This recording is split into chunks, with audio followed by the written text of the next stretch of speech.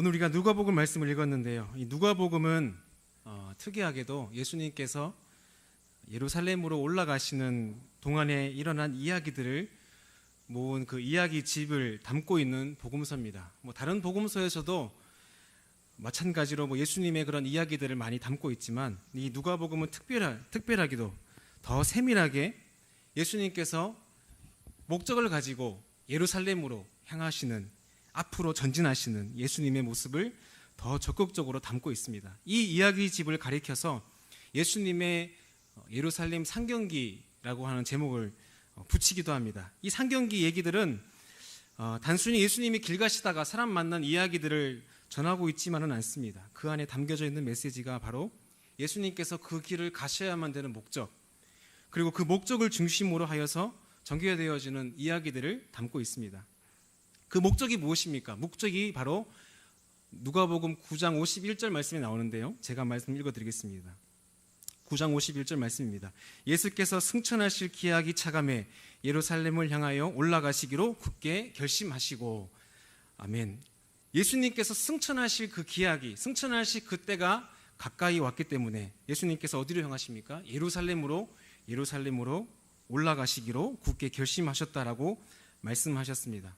그리고 예수님께서는 이어지는 말씀 가운데에 제자들을 둘씩 보내어 팔송하시고 또 그 보내어진 제자들이 가서 복음 전한 이야기들을, 말씀을 듣는 그런 귀한 보고를 받게 됩니다. 그리고 뒤이어서 주님께서 두 가지 큰 주제의 이야기를 말씀해 주고 계신데, 그 첫 번째가 우리가 잘 알고 있는 선한 사마리아인의 비유 이야기, 그 이야기가 나오고, 그리고 두 번째가 바로 오늘 우리가 읽었던 이 말씀, 마르다와 마리아 두 자매에 대한 이야기가 뒤이어 나옵니다. 다시 말해서 예수님께서 그 걸어가신 그 길을 따라가는 사람에게 필요한 것이 두 가지가 있는데, 첫 번째는 하나님을 사랑하는 것이다. 그리고 두 번째는 무엇일까요? 하나님을 사랑하고 내 이웃을 사랑하는 것이다. 바로 예수님께서 그렇게 뒤이어 말씀해 주십니다. 이웃 사랑하는 사람은 어떻게 사랑해야 하는가? 그것은 바로 너희가 선한 사마리아인처럼 이웃을 사랑해야 된다라고 이해할 수 있습니다. 그렇다면 하나님을 사랑하는 사람은 누구처럼 사랑해야 하느냐? 이 질문에 대한 대답이 바로 오늘 본문에 나오는 마리아처럼 우리 주님을 사랑해야 된다라고 할 수 있는 것입니다. 예수님께서 예루살렘을 향해 나아가는 그 길에 집중하셨듯이 오늘 본문에 나오는 마리아는 주님 곁에 서서 그 주님 말씀에 귀를 기울이며 주님께 집중하고 있는 모습을 우리에게 보여줍니다. 여러분, 우리도 늘 무언가를 쫓고 있는 삶을 삽니다. 무언가를 향해서 집중하고 목적을 가지고 있는 삶을 살아갑니다. 여러분, 그것이 우리에게 축복입니다. 왜냐하면 우리가 무언가에 집중하고 있다는 것은 우리의 삶에 목적이 있다는 것과 동일한 의미이기 때문입니다. 무언가를 쫓고 있다는 것은 잡으려고 하는 대상이 내 앞에 있다는 것이고, 그것이 우리로 하여금 생기 있게 하고 또한 살아있는 소망을 갖게 하기 때문에 그렇습니다. 그것이 한낱 없어질 것에 대한 우리의 쫓음이 아닌 이상 우리에게 삶의 목적이 있다는 것은 그것은 축복입니다. 그런 의미에서 오늘 특별히 헌신 예배를 드리는 우리 모든 선생님들은 축복받은 사람인 줄 믿습니다. 왜 그렇습니까? 예수님께서 예루살렘으로 향하여 나가시는 것처럼 우리도 하나님이 우리를 부르신 그 하나님의 부르심 앞에 우리는 목적을 가지고 쫓아가고 있기 때문에 그렇습니다. 우리에게 목적이 있습니다. 분명한 목적이 있습니다. 그러기에 이 코로나19가 주는 어려움 속에서도 식지 아니하는 여름 사역에 대한 헌신 가운데에 하나님은 오늘도 우리가 목적을 가지고 주님께서 이끄시는 바로 그 길을 걸어가는 저와 우리를 인도하시고 또한 우리의 삶 가운데에 축복으로 함께 하실 것을 믿습니다. 저는 그렇게 이 시대에 교사를 헌신하고 또 아이들을 케어하시는 우리 선생님들을 보면은 존경스럽습니다. 어찌 감당하고 계십니까? 정말 대단하십니다 라고 매일 그렇게 위로해드리고 또 그렇게 격려해드리고 싶습니다. 제가 이렇게 말씀드릴 수 있는 이유는 제가 가만히 생각해 보니까 유치부도 2년 했었고요, 청소년부도 작년에 1년 했었고요, 또 청년부도 계속해서 부서들을 다 돌아보면서 경험해 보니까 어렵지 않은 부서가 없습니다. 다 하나같이 어려운 상황 가운데에 아이들을 위해서 기도하고 아이들을 케어하시고 또 아이들을 가르치시는 그 일들을 곁에서 지켜보면서 정말 많은 고민들과 어려움들이 있겠구나. 그리고 이제는 좀 그만해야 될 때인가 보다 라는 마음도 계시지만 또 주님께서 권면하시고 또 주님께서 부르시기에 순종으로 감당하시는 선생님도 계실 줄 믿습니다. 저는 오늘 그런 여러분들에게 또 한 가지 또 무거운 짐을 드리기보다도 한 번쯤은 교사로 부름받은 나, 주님이 택하셔서 나를 세우신 그 나를 좀 돌아보시는 그런 말씀 함께 나누는 시간들이 되었으면 좋겠지만, 혹시 또 제가 드리는 부담이 있다고 한다면 거룩한 부담으로 여기시고 그렇게 말씀을 나누시는 시간이 되었으면 좋겠습니다. 이런 이야기로 말씀을 좀 이어갈까 합니다. 여러분, 대한민국 초등학교, 대한민국 중학교, 고등학교를 거쳐서 한 아이가 12년간의 교과 과정을 거쳐서 아이가 졸업을 하게 되면 이 아이를 둘러싸고 있는 아이의 가치관, 무엇을 중요하게 여기고 또 이 아이는 이 세계를 어떻게 이해하는지 그 세계관, 여러분 그 세계관은 어떨까요? 무엇이 이 아이의 가슴속 깊은 곳에 자리 잡고 있을까? 이것을 한 번쯤 생각해 보시면 지금 우리가 이 교회에서 교육하고 있는 이 교육 현실이 왜 이렇게 힘이 드는지, 왜 이렇게 한계를 느끼는지를 한 번쯤 곱씹어 보게 됩니다.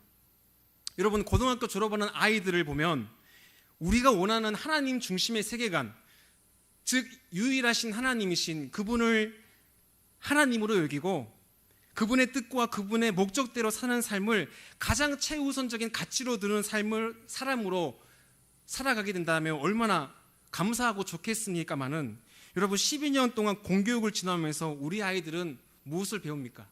철저하게 무신론적인, 방법론적으로도 또 존재론적으로도 무신론적인 그런 교육에 사로잡혀 있는 것을 보게 됩니다. 이 세상에 신은 없고 또 과학적 지식 추구의 방법으로 이 세상을 탐구하고 또한 이해해가는 것을 배웁니다. 거기에는 하나님이라고 하는 존재가 끼어들 수 있는 틈이 전혀 없는 그런 삶을 살아간다고 하는 것입니다. 단순히 이것을 무슨 우리가 얘기하는 창조론이냐 진화론이냐 이런 어떤 싸움의 정도로만 이해될 것이 아니라, 이 아이가 이 세상을 이해해가고 자신이 가지고 있는 꿈과 그리고 자신이 가지고 있는 그 비전을 성취해가는 과정에서 과연 하나님이라고 하는 존재를 인지하고 자각하고 그분의 뜻을 따라 살아갈 수 있는 그 가능성이 과연 이 아이에게 있을까라고 물어봤을 때에 그 가능성은 저희의 기대와는 다르게 크지 않다는 것이 바로 오늘 우리가 겪고 있는 문제일 것입니다. 이것은 지금 이 시대의 청소년들과 청년들의 기독교 복음화율을 봐서도 우리가 알 수 있습니다. 2, 3년 전의 자료이지만 지금은 훨씬 더 이것이 더 심각한 결과를 가지고 있겠죠. 청소년들 사이에서 내가 예수를 믿고 예수 믿으면 구원받고 내가 복음을 믿는다라고 대답한 아이의 숫자가 100명 중에 3.8명, 그러니까 4%가 되지 않은 아이들이 예수님을 구주로 용접했다, 이런 결과가 있다고 합니다. 청년들의 경우는 더 심각합니다. 3%가 채 되지 않는다라고 이야기합니다. 그래서 나오는 말이 대한민국 청소년, 대한민국 청년들은 미전도 종족과 같다. 미전도 종족이란 믿는 그 민족의 복음화율이 4%가 채 되지 않으면 그 종족은 미전도 종족이라고 얘기합니다. 그러니 우리의 태도도 또한 바뀌어져야 됩니다. 사실 우리 아이들이 이렇게 변한 데에는 우리 아이들의 잘못이 없습니다. 이 아이들이 저희 세대보다도 또 부모님 세대들보다도 집중력이 약하거나 아니면 의지력이 약하거나 하는 문제가 아니라는 것입니다. 우리 아이들이 발붙여 살아가는 아이들의 삶의 자리에서 거의 대부분의 시간을 보내고 있는 학교에서 또 학원에서 이 아이들을 속된 말로 양산해 가는 세상의 방향이 그렇게 흘러가고 있다라는 것입니다. 그러면 우리가 이렇게 질문해 볼 수 있겠죠. 그럼 대안이 어디 있습니까? 대안이 있겠습니까? 물론 대안은 있습니다. 어렵지만 저는 어느 때이고 상관없이 우리의 모든 대안은, 다음 세대를 향한 모든 대안은 저는 여전히 교회에 있다라고 저는 믿습니다. 특별히 저는 이 교회 안에 우리 선생님들에게 여전히 소망이 있다는 것을 저는 믿습니다. 예전에 두산 인프로콘가요? 거기에서 광고 카피에 이런 말이 있었습니다. 사람이 미래다. 맞습니다. 여러분, 여전히 사람에게 소망이 있습니다. 하나님 여전히 오늘도 한 사람을 택하셔서 교회를 바꾸시고 공동체를 바꾸시고 또 지역과 마을을 변화시키시고 나아가서 민족과 세계를 변화시키는 하나님의 방법은 여전히 사람에게 있습니다. 아이들을 변화시키는 하나님의 도구도 역시 하나님의 방법인 우리 사람에게, 특별히 우리 선생님에게 있는 것입니다. 그래서 저는 오늘 여러분과 말씀을 나누면서 이 아이들에게 우리가 무엇을 해줄 수 있을까? 더 이상 우리가 이 시대를 향해서 이 세대를 바꿀 수 있는 어떤 그런 가능성을 논하기보다도 그 이전에 그러면 이 시대를 섬길 우리의 도전과 우리에게 메어진 우리 숙제, 우리의 사명은 그럼 무엇일까? 무엇을 해줄 수 있을까라고 하는 것이 우리의 고민이겠죠. 이 고민에 대한 해답을 줄 사람이 바로 오늘 말씀에 등장하는 마리아라고 하는 여인입니다. 여러분, 오늘 예수님께서 두 사람을 만나셨습니다. 38절 말씀을 한번 읽어보겠습니다. 38절입니다. 시작. 그들이 길 갈 때에 예수께서 한 마을에 들어가시매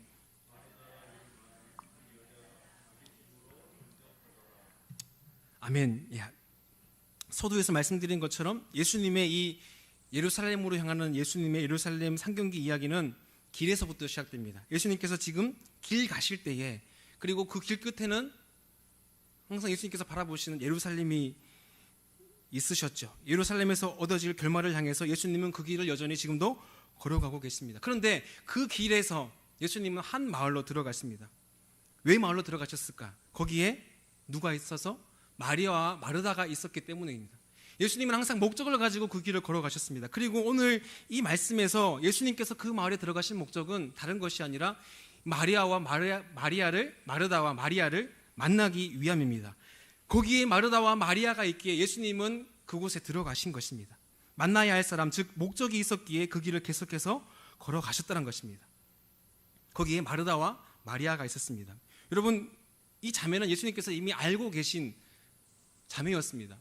우리가 잘 알듯이 요한복음 11장 말씀 보면 거기에 죽은 나사로를 예수님께서 살리신 본문에서 이미 예수님은 이 마리아와 마르다와 친분이 있으셨어요. 그리고 그 오라비인 나사로를 살리신 본문을 통해서 예수님은 이미 이 친분이 있는 이 마을에서 마리아와 마르다의 집에 들어가는 것은 어쩌면 자연스러운 일이 될 수도 있는 것입니다.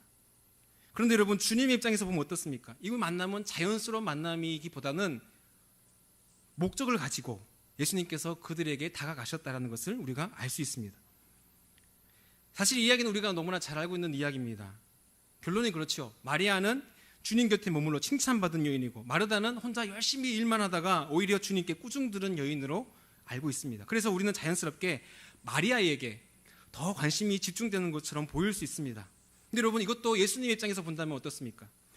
예수님은 오히려 마르다에게 더 하실 말씀이 있으신 것처럼 여러분 보이지 않으십니까? 마리아보다도 오히려 예수님의 관심은 어디 있어요? 마르다에게 있었다라는 것입니다. 우리가 잘 알듯이 마리아는 이미 훌륭한 믿음을 가지고 있는 사람이었습니다. 요한복음에서도 요한복음 11장, 아까 전에 얘기했던 요한복음 11장에도 이 마리아에 대해서 어떻게 소개하고 있냐면은 11장 2절 말씀 보면 이렇게 얘기합니다. 이 마리아는 향유를 주께 붓고 머리털로 주의 발을 닦던 자요, 병든 나사로는 그의 오라비더라.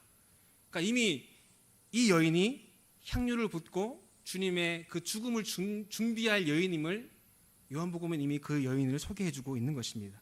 이미 예수님의 사역을 깊이 이해하고 그의 죽으심까지도 준비하라고 했던 그 여인이 마리아였습니다. 하지만 마르다는 지금 어떻습니까? 마르다는 지금 너무 분주해요.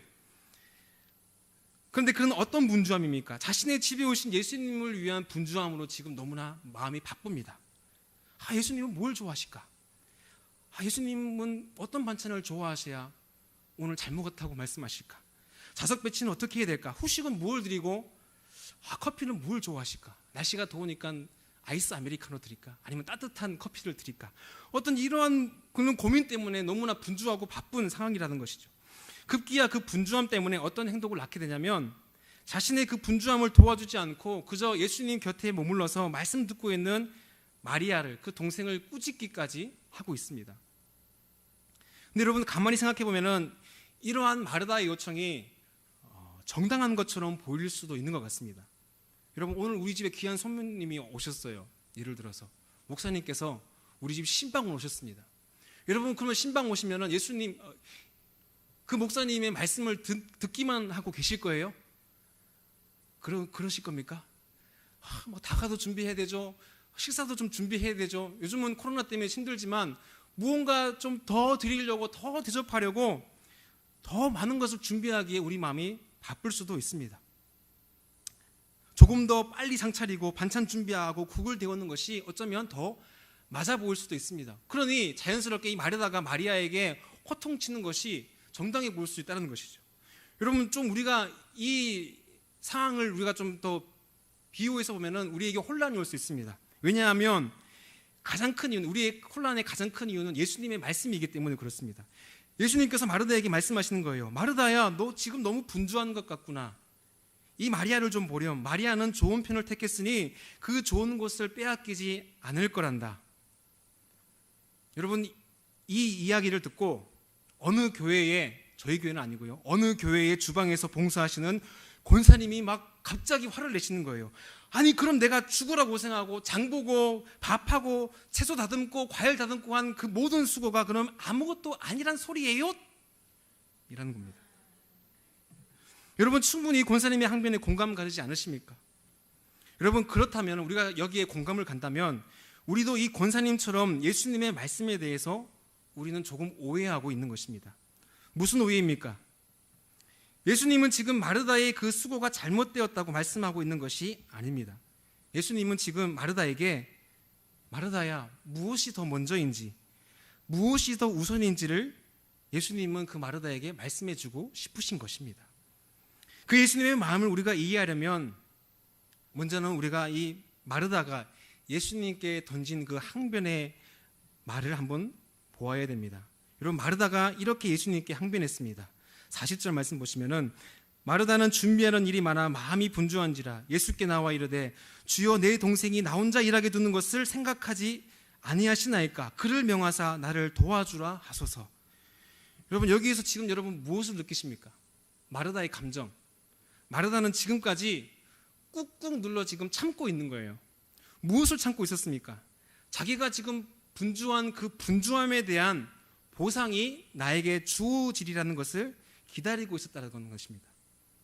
마르다에게도 분명 마리아처럼 그냥 속편하게 사랑하는 주님 곁에서 말씀 듣고 싶은 마음이 왜 그에게 없었겠습니까? 여러분, 마리아에게도 분명 부활에 대한 신앙이 있었어요. 주님께 대한 그런 신앙이 분명히 있는 여인이었습니다. 나사로의 죽음 앞에서 예수님께서 물어보셨을 때에 그가 가지고 있는 부활 신앙, 주님께 대한 신앙을 고백한, 주님께 대한 열정이 있는 여인이었습니다. 그런데 지금 뭡니까? 그 분주함에 대한 보상과 함께 동생에 대한 책망이 마음에 드는 동시에 그것을 가만히 두시는 주님께 대한 원망의 마음도 지금 표출하고 있는 것입니다. 여러분, 마르다의 이 주님께 대한 짧은 항변에 담겨져 있는 마음을 예수님께서 보신 거예요. 그 분주한 마음 가운데 있는 그런 항변하고 싶은 마음, 억울한 그 마음을 예수님께서 캐치하신 것입니다. 여러분, 그 마음은 어떤 것입니까? 첫 번째는 몹시 바쁜 와중에도 자신을 돕지 않는 마리아에 대한 간접적인 책망의 마음입니다. 넌 지금 바쁘게 일하는 언니가 눈에 보이지도 않니? 지금 뭐하고 있는 거니? 라고 하는 마음입니다. 그리고 두 번째는 이러한 사실을 알고 있음에도 불구하고 침묵으로 일관하시는 예수님께 대한 원망의 마음입니다. 주님, 지금 뭐하고 계세요? 저 힘든 거 마리아 보고 좀 같이 일하라고 하세요 라고 하는 그런 원망의 마음. 마지막 세 번째가 중요합니다. 아무 일도 하지 않은 마리아에 비해서 지금 접대 준비하고 있는 자신의 행위가 옳다는 것을 은연중에 밝히려는 마음이 그 안에 있다라는 것입니다. 여러분, 그래서 주님은 그의 마음 중심을 보시고 그에게 말씀해 주십니다. 여러분, 주님은 늘 우리의 마음 중심을 보시는 분이신 줄 믿습니다. 마리아가 지금 열심히 일하고 있는 것, 주님을 위해서 최선의 노력을 다하고 있는 것을 보고 그녀를 책망하는 것이 아닙니다. 그의 분주함, 그의 어떤 그런 열심을 대해서 책망하고 있는 것이 아닙니다. 오히려 그 분주한 마음 가운데 일어나고 있는 타인을 향한, 아직까지는 드러나지 않지만 언젠가 터질지 모르는 그 폭탄 가도 같은 그 중심의 섭섭한 마음, 여러분, 그 마음이 있었다는 것을 예수님께서 보신 것입니다. 그리고 더 나아가서 41절 말씀에 이렇게 말씀하죠. 내가 많은 일로 염려하고 지금 근심하고 있구나. 여기서 보듯이 마리아는 이 일이 분주함을 넘어서 무엇이 되었습니까? 염려하는 일이 되었고 근심하는 일이 되었습니다. 그리고 자신은 아직까지도 이 일이 거기까지 치닫는 것을 알지도 못한 채 타인을 원망하고 주님을 책망하려는 자리까지 나아갔다는 것을 지금 모르는 그 마리아에게 주님께서 말씀하시는 것이죠. 주님께서는 어떻게 말씀하십니까? 42절 말씀을 제가 세번역 성경으로 말씀드립니다. 그러나 주님의 일은 많지 않거나 하나뿐이다. 마리아는 좋은 몫을 택하였다. 그러니 아무도 그것을 그에게서 빼앗지 못할 것이다. 여러분, 주님의 일을 함에 있어서 중요한 것은 때로는 그것은 아주 단순하다는 것입니다. 단순합니다. 그리고 아주 심플합니다. 무엇이 우선인가? 주님 곁에 머물러 주님 말씀을 듣는 것이 우리에게 무엇보다도 중요한 것입니다. 우리에게 있어서도 이것보다 우선될 수 있는 것은 아무것도 없습니다. 우리에게 있는 분주함이 여러분 있으십니까? 아니면 나는 이렇게 분주하고 할 일은 이렇게 많은데 저 사람은 지금 왜 이렇게 태평한 거지? 라고 하는 여러분 섭섭한 마음이 여러분 있지 않으십니까? 여러분 잘 분별하셔야 됩니다. 주님께서 그렇게 말씀하시는 거예요. 주님의 일은 많지 않거나 하나뿐이다. 마리아는 좋은 몫을 택하였다. 그러니 빼앗기지 않을 것이다. 여러분, 마리아처럼 주님의 곁에 앉아서 주님 가까이서 주님 말씀을 듣는 것, 주님의 말씀을 경청하고 그 주님 말씀 경청한 대로 머물러 있는 것, 그리고 그 말씀에 순종하는 것이 우리에게 우선되어야 될 줄 믿습니다. 그런 이후에 우리가 움직여야 되는 겁니다. 그런 다음에 우리가 부차적으로 해야 될 일, 우리가 순종으로 나아가야 될 일, 열심히 일하고 열심히 땀 흘리는 그 일, 그것을 감당하는 것이 우리의 몫인 것입니다. 사랑하는 우리 선생님 여러분, 코로나19로 인해서 우리에게 많은 제약이 있습니다. 하지만 여전히 여름 사역은 우리에게 시작되었습니다.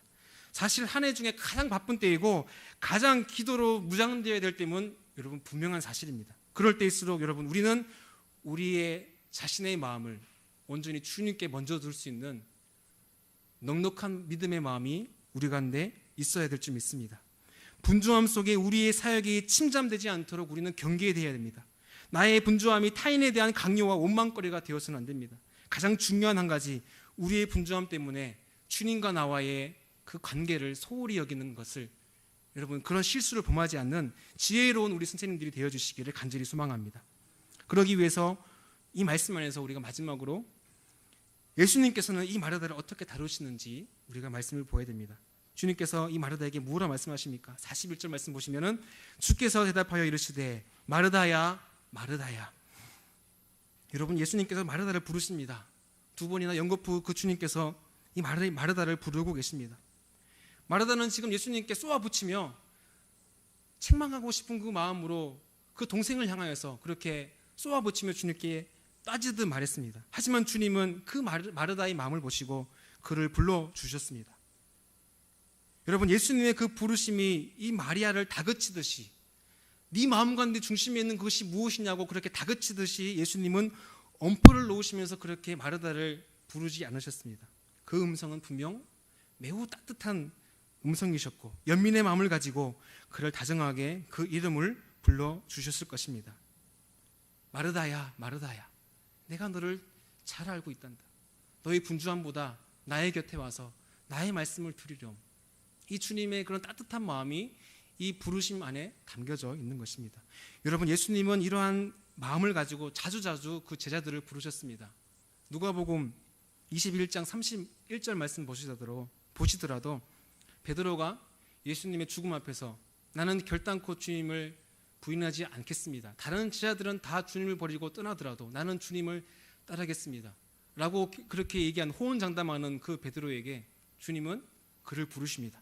시몬아 시몬아, 보라, 사탄이 너희를 밀가루 부르듯 하려고 요구하였으나 그러나 내가 너를 위하여 내 믿음이 떨어지지 않기를 기도하였노니 너는 돌이킨 후에 내 형제를 굳게 하라. 여기서도 마찬가지입니다. 너 할 거 알고 있어. 너 지금 너가 무슨 짓 할지 내가 잘 알고 있어. 라고 주님은 그를 다그치듯 말씀하시지 않았습니다. 오히려 주님은 그 베드로를 따뜻하게 부르십니다. 근데 어떻게 부르십니까? 베드로야 부르신 것이 아니라 시몬아 시몬아 부르신 거예요. 시몬은 뭐예요? 베드로의 원래 이름입니다. 그의 부모가 그를 부르듯이 그의 아버지가 사랑하는 그의 아들 이름 부르시는 것처럼 애정어린 마음으로 그 베드로를 불러주시는 것입니다. 여러분, 예수님의 그 부르심은 사울에게도 마찬가지죠. 다메섹 도상에서 주님을 만났을 때에 주님은 그를 그렇게 불러주셨습니다. 사울아, 사울아, 내가 너를 어찌하여 박해하느냐. 여러분, 그렇게 주님의 음성을 들었던 이 세 사람의 공통점은 무엇입니까? 그 주님의 부르심을 듣고 그들의 삶은 변화되었습니다. 주님을 향한 삶으로 그들의 삶을 온전히 드린 사람들입니다. 사랑하는 여러분, 사랑하는 아이들을 위한 우리의 헌신과 우리의 분주함 이전에 사랑하는 주님께서 우리를 부르셨다라고 하는 그 따뜻한 부르심 앞에 우리가 먼저 서야 될 줄 믿습니다. 그렇게 우리가 주님께 헌신하고 먼저 주님의 음성 듣고 사랑하는 그 아들의 이름을 부르듯이 우리 이름 부르시는 그 주님 앞에 우리가 순종으로 나갈 때에 하나님은 이미 넉넉한 은혜들을 우리 가운데 예비하신 모든 것들을 우리의 부서 가운데에 또 우리 교회 가운데에 부어주실 것을 믿습니다.